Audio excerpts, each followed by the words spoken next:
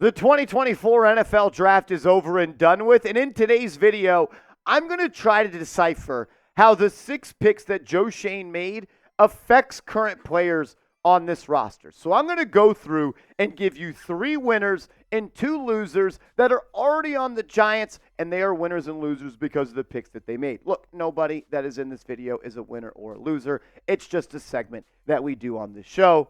So get your panties out of the wad. The surprise of the show, I've got Daniel Jones as a winner. Yes, me, Marshy, the Daniel Jones hater, which doesn't even make sense because I don't know him personally, and I do not care if he is good or bad. I want him to be good. It's better for me to cover, but I am as a winner, and it's really for one reason and one reason only.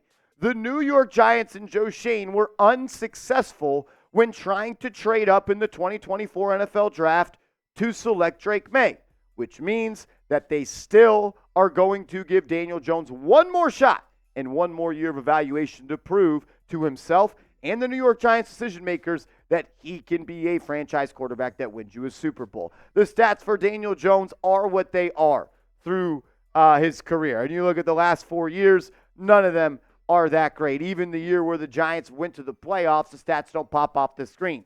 But the only stat I really care about is wins. And he did a lot of that in 2022, and he even did that in the playoff game against the Minnesota Vikings. It's the availability that I'm a little concerned with Jones. He's had 2 major neck injuries as well as an ACL tear that he's battling back from, and he just hasn't elevated this franchise the way that a number 6 overall pick should be, which means it's now or never. The Giants already showed their cards to you, Daniel Jones.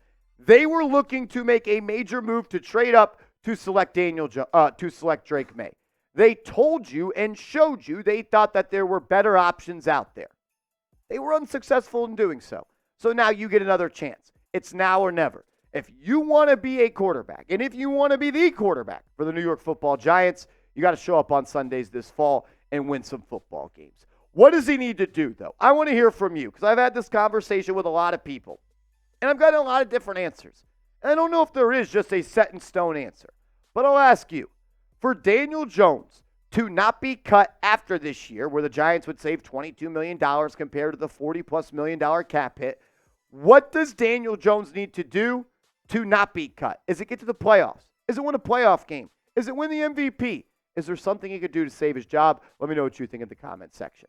Another, or really the biggest loser for me coming out of the NFL draft when it comes to players on the Giants roster is veteran wide receiver Darius Slayton. And it may sound weird to you as to Marshall. He can't be a loser. He's been our best wide receiver for 4 of the past 5 seasons. And absolutely he has. But he also wants a contract extension. And Joe Schoen, in my opinion, made it abundantly clear in his pre-NFL draft presser to the media that he's not going to extend him. And the Giants also just selected Malik Nabers in round 1 with pick number 6. So you're not going to get an extension like you want.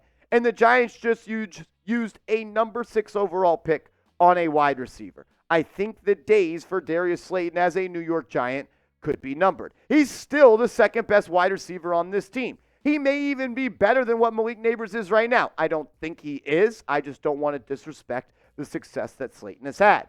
But when you get a look at this picture on screen, the 3 faces that stand out to me are Malik Nabers, Jalin Hyatt, and Wan'Dale Robinson. The Giants used a first-round pick on Malik Nabers. They used a second-round pick on Wan'Dale Robinson. They traded up in the 3rd round for Jalin Hyatt. The Giants want to move forward with their 3-headed monster at wide receiver being the younger players that are cost-controlled that they used premium draft capital on. I just don't think that Darius Slayton is in the long-term plans of the New York Giants, and that's why I have him as a loser. Another winner that I have is Evan Neal. And you might be saying, Marshall, Evan Neal is not a winner. And no, he has not been a winner so far through his NFL career. And he's actually a major loser for the comments he had talking about Giants fans need to go back and flipping burgers. But like Daniel Jones, he's got one more chance. The Giants tried to draft Daniel Jones' replacement.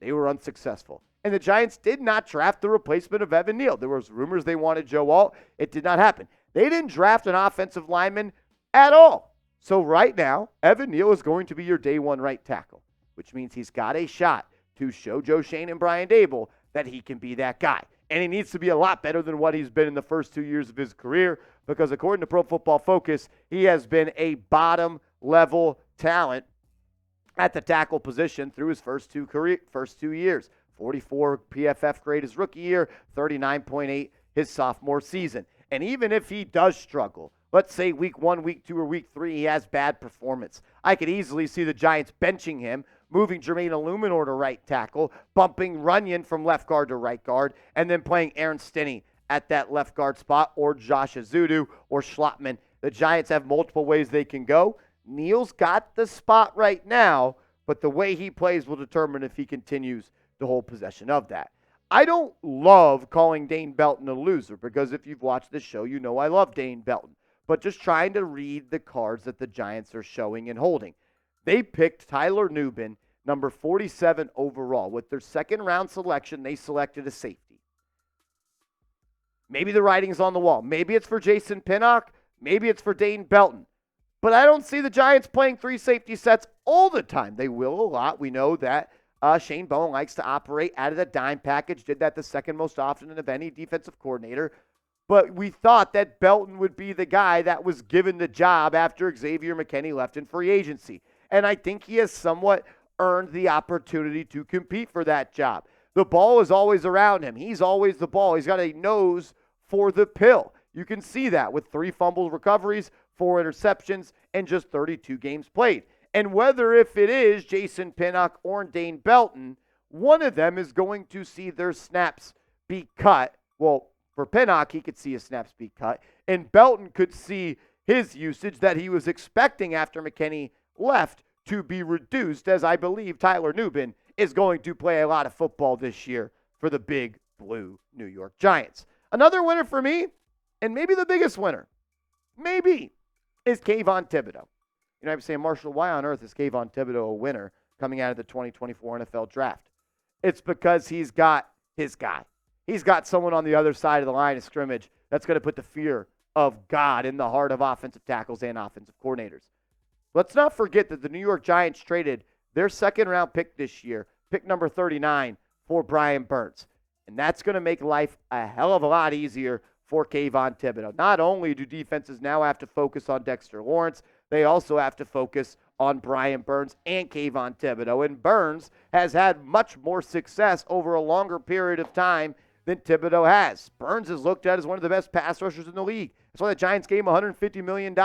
Hasn't had less than 8 sacks in the last 4 seasons. He's a big-time player. And you put him on a defensive line with Kayvon Tibido and with Dexter Lawrence and with Azeez Ojulari as that third pass rusher. This Giants pass rush should be the lifeline and the heartbeat and the juice of this football team. You've used a lot of draft capital there. You've used a lot of dollars there. First-round pick in Thibodeaux. Traded a second and cashed out Burns. Used a first-round pick in Dexter Lawrence. Second-round pick on Azeez Ojulari. That needs to be the reason the Giants win football games this year. And I think Burns is going to have a major year as well as Kayvon Tibido. But who do you think ends the year with more sacks? Who will end the year with the sack champ belt? Will it be Tibbs? Will it be Burns? Let me know what you think. And make sure you're following me over on social media. I'm on Twitter. I'm on Instagram. Hit me up over there. And let's go Big Blue.